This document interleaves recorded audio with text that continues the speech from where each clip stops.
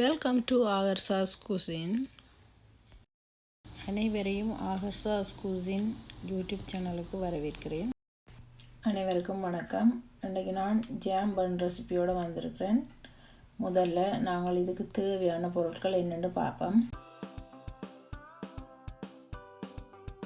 500 gram மா, 4 gram உப்பு, 100 gram சீனி, 50 கிராம் பால் பவுடர், 9 கிராம் ஈஸ்ட், 40 ml தேங்காய் எண்ணெய், 200 ml சூடான தண்ணி, இளஞ்சூடான தண்ணி, 2 முட்டை. இவ்வளோதான் இதுக்கு தேவையான பொருட்கள். மீதி நாங்கள் எப்படி இதை செய்கிறோம்ன்றதை செய்முறையில் பார்ப்போம். முதல்ல நான் ஒரு மிக்சிங் பவுல் எடுத்து இந்த எடுத்து வச்சுக்கிற மாவை ஒரு தடவை அரைச்சி எடுக்க போகிறேன். அரைச்சி எடுத்துட்டு தான் மீதமாக இருக்கிற ட்ரை இன்க்ரீடியன்ட்ஸ் எல்லாத்தையும் இதோட சேர்க்க போகிறேன்.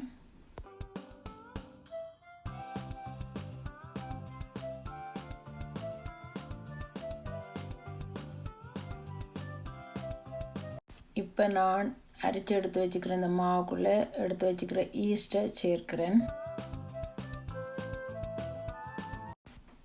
அடுத்தது பால்மா.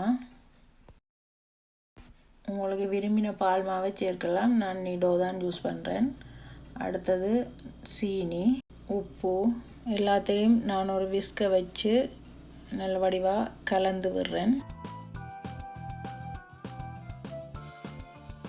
இப்போ நான் எடுத்து வச்சிருந்த 2 முட்டையையும் வடிவாக கலக்கிட்டு அதையும் இதோடு சேர்க்க போகிறேன்.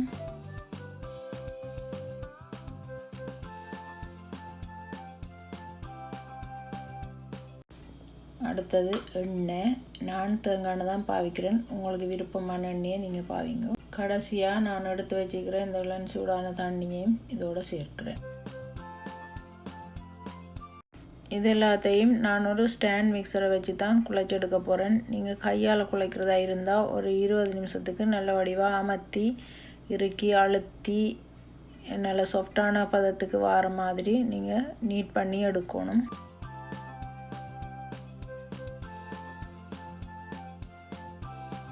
இப்போ எனக்கு இந்த மா வடிவாக குழைப்பட்டு ஒரு கையில் ஒட்டாத பதத்துக்கு வந்துட்டு இதை நான் வேறு ஒரு பவுலுக்கு மாற்ற போகிறேன்.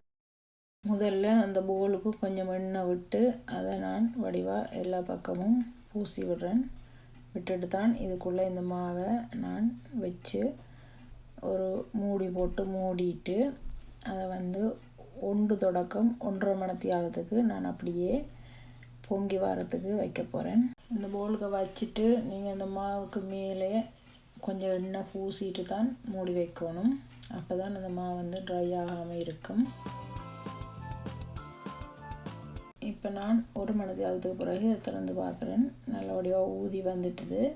இப்போ நான் இந்த ஏரை கையால் அமர்த்தி வெளியில் எடுத்துட்டு நசிச்சு திருப்பி அமர்த்தி குழைச்சி இதை மறுபடியும் இதே பவுலில் முதல்ல எண்ணெய் பூசின மாதிரி மேலே எண்ணெயை பூசிட்டு திரும்பவும் இதை நான் மூடி 2 மணித்தியாலத்துக்கு அப்படியே வைக்க போகிறேன். நீங்கள் எப்பயுமே மாவு குழைச்சி மூடி வைக்கும்போது கொஞ்சம் சூடான இடத்துல வச்சிங்கன்னு சொன்னால் உங்களுக்கு மாவு நேரத்துக்கு பொங்கி நல்லா சாஃப்டாக வரும். இப்போ நான் அடுத்த 1 மணித்தியாலத்துக்கு பிறகு ஓப்பன் பண்ணி பார்க்குறேன். இன்னும் நல்லா பொங்கி சாஃப்டாக வந்துட்டுது. மொத்தமாக நான் 2.5 மணித்தியாலம் இந்த மாதிரி வச்சேன் நான். இப்போ நான் இந்த மாவை எடுத்து பண்ணுக்கு தேவையான மாதிரி வெட்டி எடுக்க போகிறேன். இந்த மாவை நான் உருட்டிட்டு 2 துண்டாக வெட்டி எடுக்கிறேன். இந்த வெட்டி எடுத்த ஒரு துண்டில் நான் 8 துண்டு வெட்டி எடுக்க போகிறேன். இதில் மொத்தம் உங்களுக்கு 16 பன் வரும்.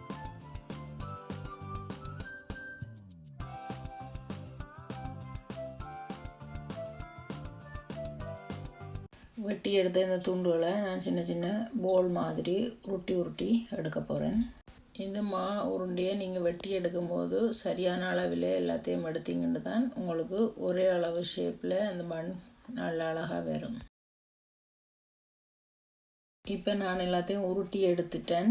இதை நான் ஒரு பிளாஸ்டிக் ரேப்பால் மூடிட்டு ஒரு 15 நிமிஷம் அப்படியே விட போகிறேன். இந்த பன்னுக்குள்ளே வைக்கிறதுக்கு நான் ஸ்ட்ராபெரி ஜாம் எடுத்துருக்கிறேன். இது வந்து நான் செய்த ஹோம்மேட் ஜாம். என்னுடைய காணொளிகளை தொடர்ந்து பார்க்குறவங்களுக்கு விளங்கும் இதை எப்படி செய்தேன்னு சொல்லி. பார்க்காதவங்க கீழே டிஸ்கிரிப்ஷனில் லிங்க் கொடுத்துருக்குறேன் பாருங்க. இப்போ 15 நிமிஷம் ஆகிட்டுது. நான் இந்த உருட்டி வச்ச மாவை எடுத்து ரொட்டிக்கு தட்டுற மாதிரி ஒரு ரொட்டி தேய்க்கிற கட்டி எடுத்து அதில் வந்து உருட்டி எடுக்க போகிறேன்.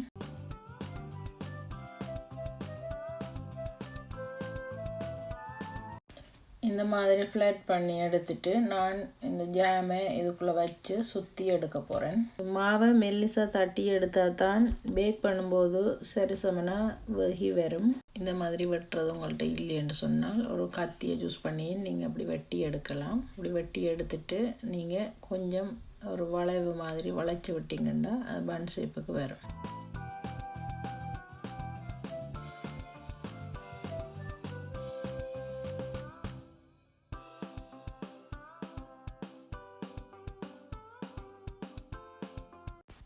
இந்த மாதிரியே நான் உருட்டி வச்சுக்கிற மிச்சமாக எல்லாத்தையும் செய்து எடுக்க போகிறேன்.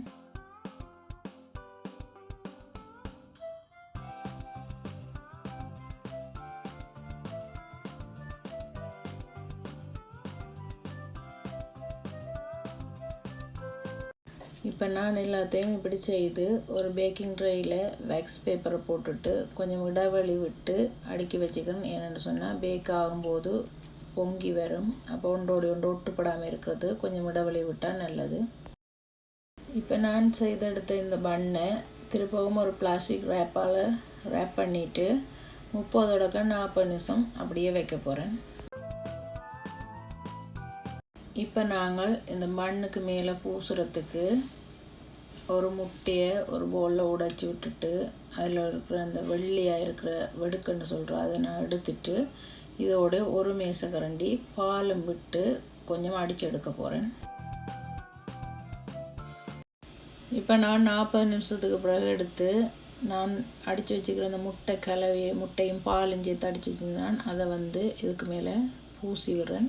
இதை பூசிட்டு 390 டிகிரி ஃபாரன்ஹைட் வெப்பத்தில் நான் இதை 15 மினிட்ஸ் பேக் பண்ணி எடுக்க போகிறேன். இப்போ நான் இதை 15 மினிட்ஸ் பேக் பண்ணி எடுத்துட்டேன். எங்களுக்கு நல்ல சாஃப்டான ஜாம் பன் வந்திருக்குது. இதை நீங்களும் ட்ரை பண்ணி பார்த்துட்டு உங்களோட கருத்துக்களை என்னுடைய காணொளியில் கீழே உள்ள கமெண்ட்ஸ் பாக்ஸில் பதிவு செய்யுங்க. அதோட என்னுடைய காணொளியில் உங்களுக்கு பிடிச்சிருந்தால் please like, share and subscribe. இதுவரைக்கும் என்னுடைய காணொளியை பார்த்தமைக்கு நன்றி. மீண்டும் ஒரு அருமையான ரெசிபியோடு உங்களை சந்திக்கும் வரை உங்களிடமிருந்து விடைபெறுகிறேன். நன்றி.